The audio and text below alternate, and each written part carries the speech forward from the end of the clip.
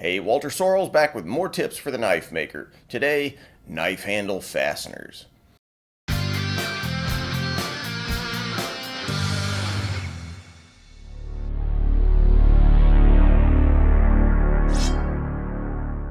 So I've gotten a lot of requests recently from Patreon subscribers, subscribers to the channel and so forth, who are interested in a video about knife handles. Well, the whole subject of knife handles is pretty complicated, so I'm actually going to break it down into a couple of chunks.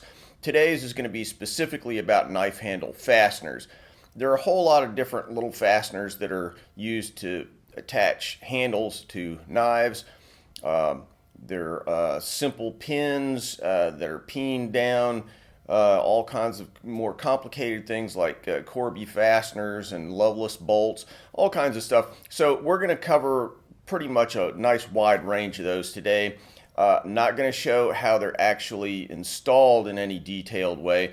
Just kind of give a compare and contrast and give you a little flavor if you're just getting started, what kinds of fasteners might be useful for the type of knives that you make. All right, let's get started. Today we'll discuss Peened Pins, Corby Pins, Loveless Bolts, tube rivets, Mosaic Pins, screws and threaded dowels, and Chicago bolts, which also go by the racy name of sex bolts.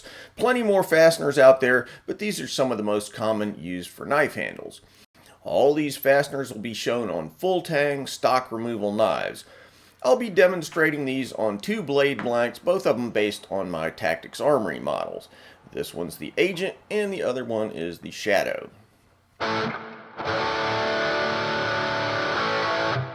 The most classic and most traditional way of attaching a handle is by peening a rivet or pin onto the handle. While I'm showing it on a full tang knife, this fastening method is often also used on forged hidden tang knives.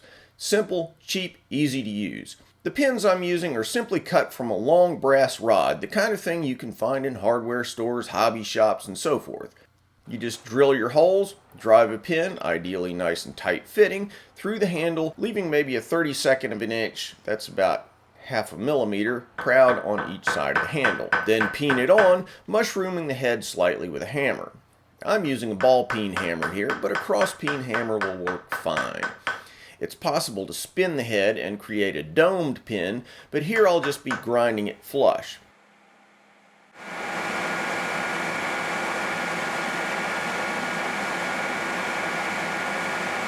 Very mechanically sound and plenty attractive.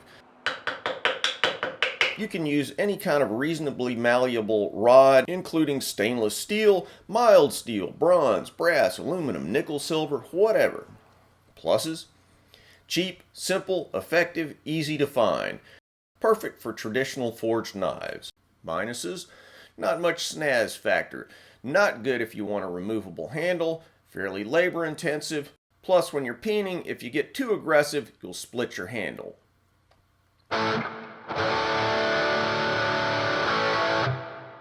This is called a Corby fastener. Conceptually simple, you just screw it into the handle and grind off the head, leaving a nice flush surface.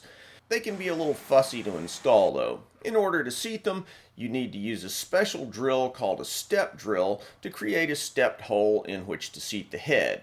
You can find step drills at knife making supply houses online, or you can make your own. I've got a video about how to do that.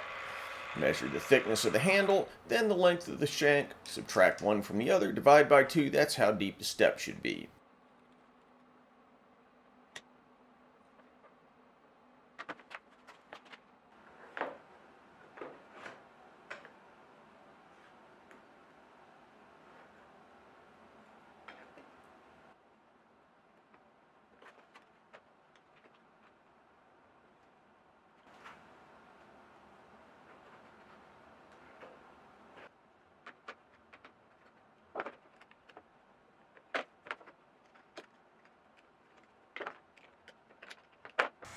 Once it's installed, it's off to the grinder where it's ground flush. Of course, once that happens, you can't go back. Available in stainless steel, brass, and aluminum. Pluses: sleek looking and comfortable. Minuses: Corby fasteners are fairly expensive and they're a moderate pain in the neck to install.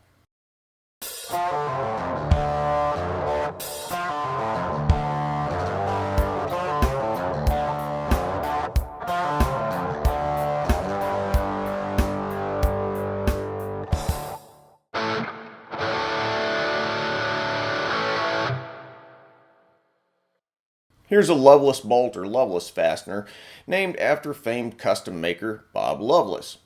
It's just a threaded rod and two internally threaded nuts or pins or dowels or whatever you want to call them. They work similarly to Corby's. However, because there's no shank, they're a little less fussy to install, but the principle's basically the same. Use a step drill, jack them in with pliers, then grind them flush.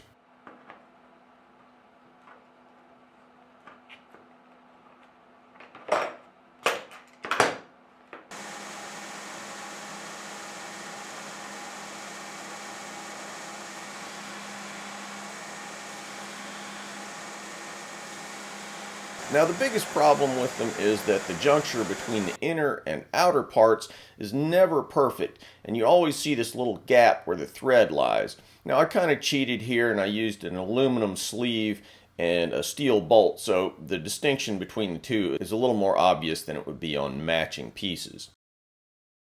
Pluses: fairly cheap, less fuss to install than Corby's. Minus: not as good looking as Corby's. How about plain old screws? Now the trick with the screw is that you have to have something to anchor it to that has sufficient thread to hold tightly. The answer: a threaded insert that fits through the hole in the tang. Screws can come in every style imaginable, with domed heads or countersunk flat heads, and you can drive them with Phillips heads, Allen heads, Torx drives, Spanner drives, Robertson drive, you name it. You'll need to drill a hole with a shoulder for a domed screw like this, or use a countersink for a flathead screw. Here I'm using a drill to create a shoulder. Now a step drill is much better because the seat will be flat, but I'm just showing you that it can be done this way. The procedure is more or less the same as some of the earlier screw-in fasteners with shoulders. And then we screw everything together.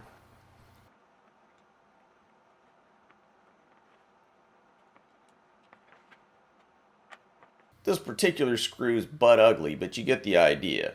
Countersunk screws will work better because they self-center, driving the scale more firmly onto the handle so that it doesn't slip laterally if there's any play in the clearance of the hole. But they require a fatter handle because the countersink drives fairly deeply into the scale. Pluses: cheap, lots of types of screws available, removable if you want to change the handle. Minuses: not so great for thin handles, and they can work loose over time.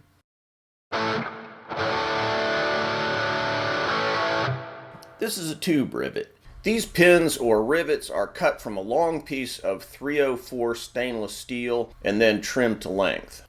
Of course, you could use copper, brass, any kind of tube really. They're hammered through the scales, ground almost flush, then expanded with cone-shaped dies that you could use on an arbor press, hydraulic press, pneumatic press, anything, locking them to the handle and driving the scale down nice and tight onto the tang.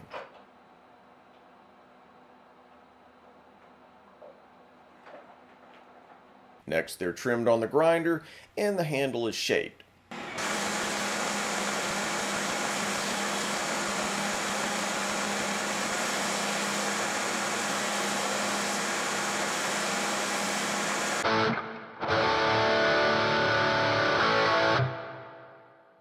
Pluses: inexpensive, simple, fairly easy to install. Minuses: not very suitable for dressy knives, can crack handle scales if torqued too hard.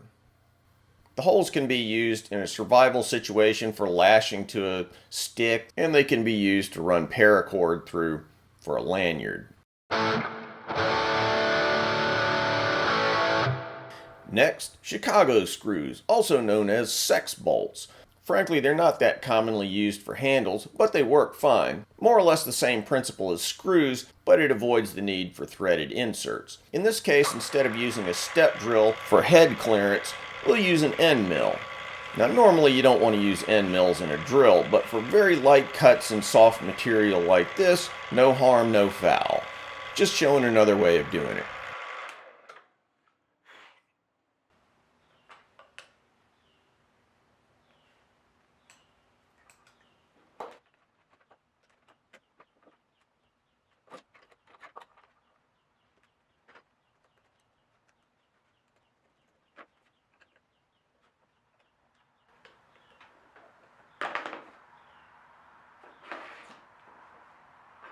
Pluses, fairly simple to use. Minuses, frankly, they're not very attractive.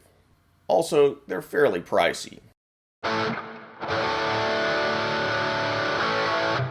This is a Mosaic pin. It's a pin that has a little pattern built into it. I've got a video on the subject if you want to make your own, or you can buy them from knife making supply houses. Pins are simply inserted, epoxied into place, and ground off.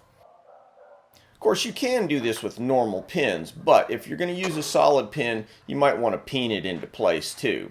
That'll give it a little bit more mechanical strength. Obviously, you don't want to peen Mosaic pins because it'll mess up the pattern.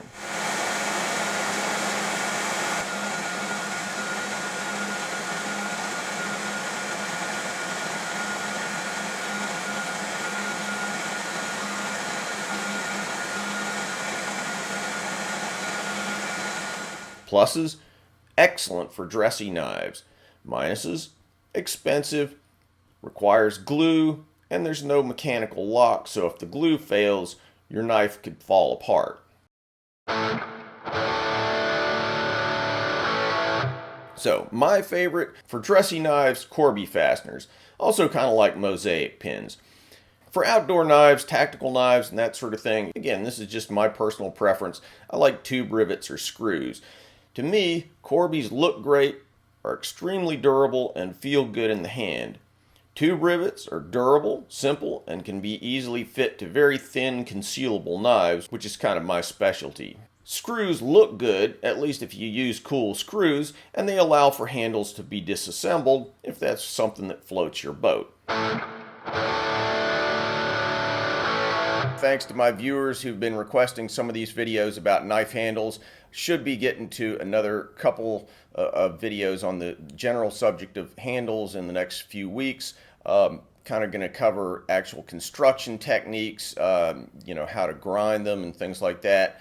And possibly how to use some of the fasteners that we talked about today in a little bit more detail. This week, by the way, I'm going to initiate something that I kind of haven't done so much in the past. I'm going to be selling the knives that I made here on my Tactics Armory website. You know, in the past, I've made lots and lots of demonstration knives, and they kind of ended up in kitchen drawers and stuff, and I just thought some of my viewers might be interested in buying those. So we'll, you know, have a little section on the Tactics Armory website where you can pick one up if you're interested. All right, see you soon. Thanks for watching, guys. If you feel like you got something out of this video, don't forget to subscribe. Also, click on the link to Patreon for a great way to give back to the channel. Plus, check me out on Instagram, Facebook, Twitter. Links in the description. If you want something sharp and pointy, maybe a gift for yourself or one of the cooler people in your life, check out my Tactics Armory website and pick up one of our tactical or outdoor knives. And finally, if you want to learn to make hamones or Japanese swords, check out WalterSorrellsBlades.com, where you can find videos about how I make hamones, as well as forging, mounting, polishing, and fittings for Japanese swords. Thanks, and see you soon.